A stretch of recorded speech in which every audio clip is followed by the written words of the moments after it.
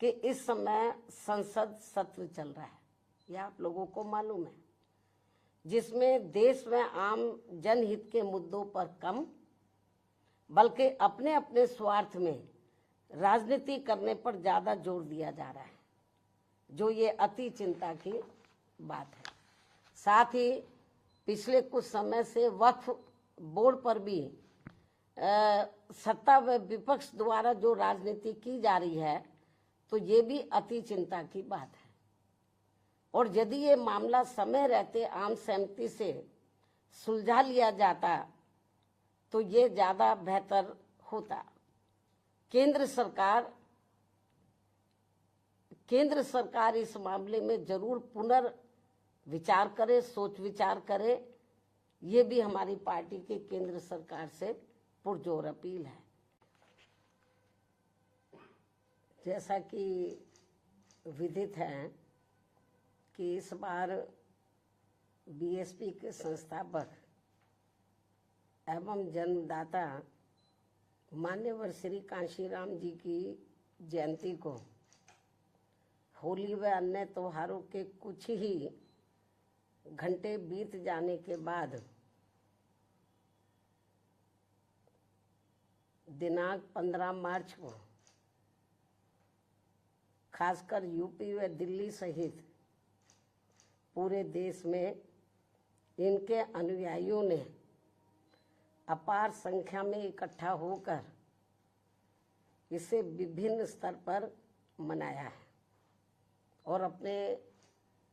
श्रद्धा सुमन अर्पित किए हैं, जिसके लिए पार्टी उनकी अति आभारी है। साथ ही होली सहित अन्य विभिन्न त्योहारों के बीच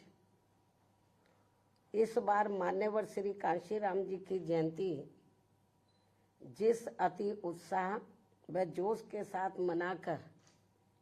उनके अनुयायियों ने अपनी पार्टी को हर स्तर पर मजबूत बनाने का तथा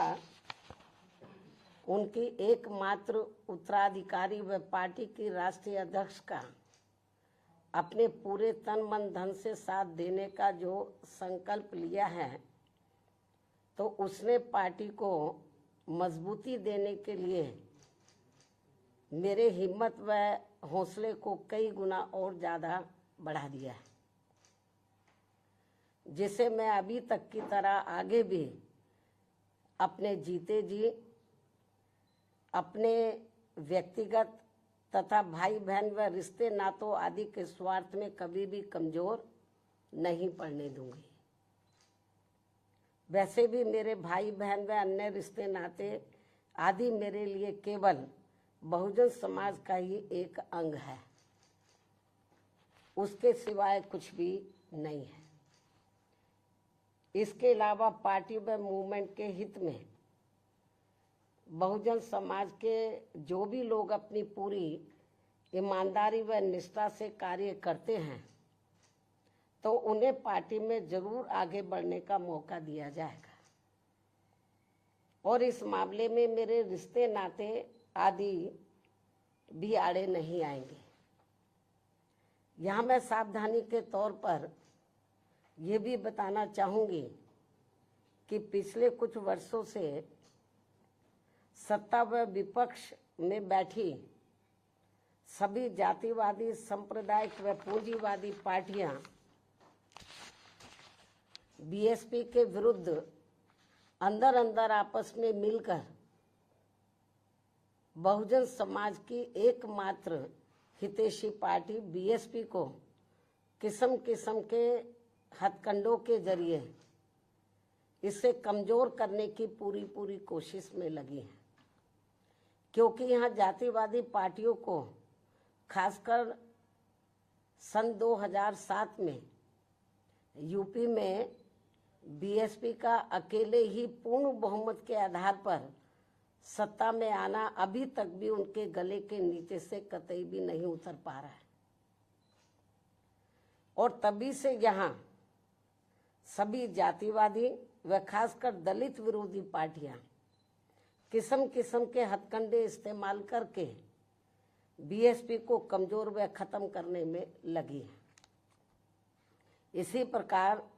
बाबा साहब डॉक्टर भीमराव अंबेडकर के जीते जी भी इन्हीं जातिवादी पार्टियों ने इनके कारवां को किस्म किस्म के हथकंडे इस्तेमाल करके उसे कमजोर व खत्म करने का पूरा प्रयास किया था, जिसे बाबा साहब ने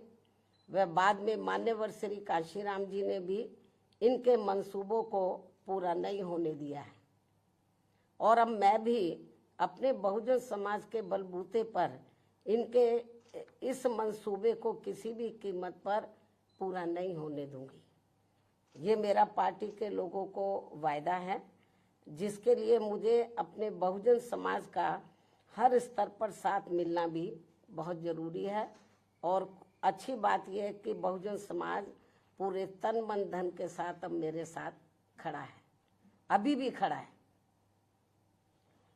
इतना ही नहीं बल्कि दलित व अन्य उपेक्षित वर्गों के लोगों को ये मालूम है कि ये लोग यूपी में बीएसपी की पूर्ण बहुमत की सरकार बनने से पहले यहाँ जातिवादी उच्च वर्गों के लोगों के सामने, यानी कि जो बहुजन समाज के लोग हैं, खास तौर से दलित वर्ग के लोग, यहाँ जातिवादी उच्च वर्गों के लोगों के सामने ना तो चारपाई पर बैठ सकते थे और ना ही उनके बराबर की कुर्सी पर भी बैठने की हिम्मत जुटा सकते थे। लेकिन सन 2007 में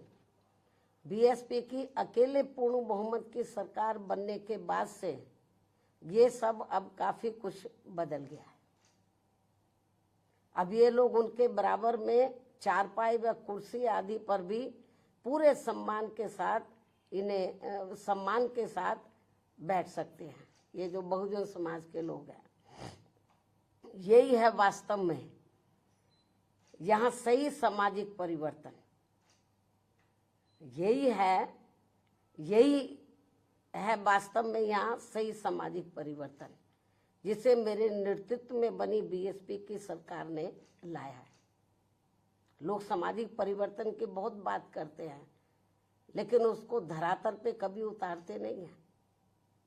लेकिन मेरे नेतृत्व में सन 2007 में जब अकेले पूर्ण बहुमत की सरकार बनी,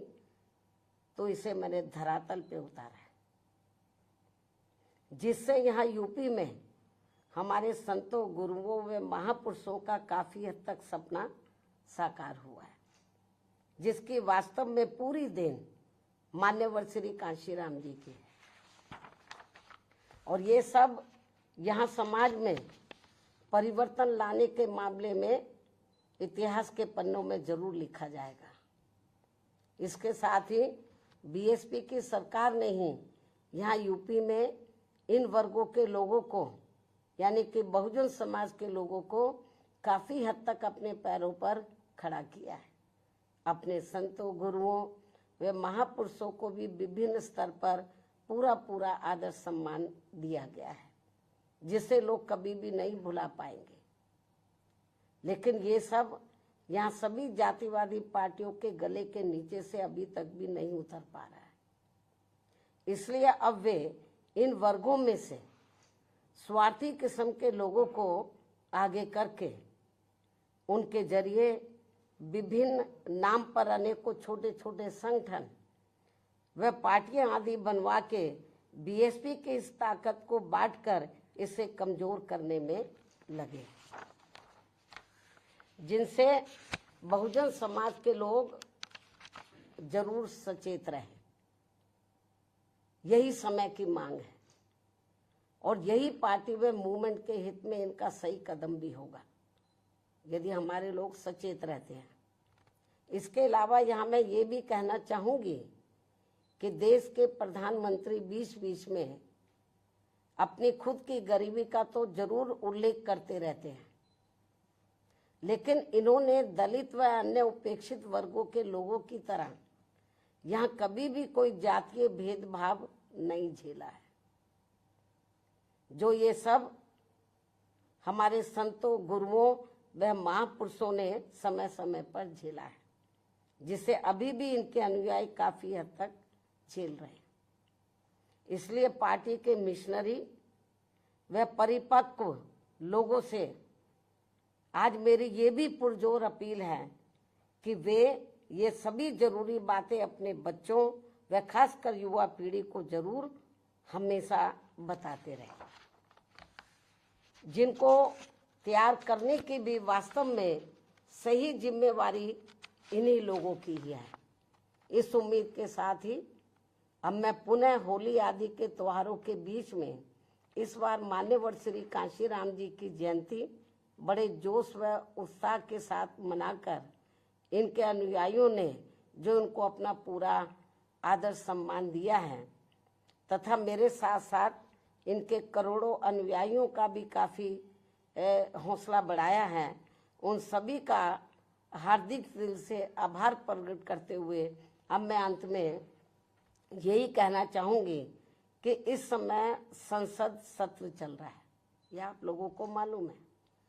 जिसमें देश में आम जनहित के मुद्दों पर कम बल्कि अपने अपने स्वार्थ में राजनीति करने पर ज़्यादा जोर दिया जा रहा है, जो ये अति चिंता की बात है। साथ ही पिछले कुछ समय से वक्फ बोर्ड पर भी सत्ता व विपक्ष द्वारा जो राजनीति की जा रही है, तो ये भी अति चिंता की बात है। और यदि ये मामला समय रहते आम सहमति से सुलझा लिया जाता तो ये ज़्यादा बेहतर होता। केंद्र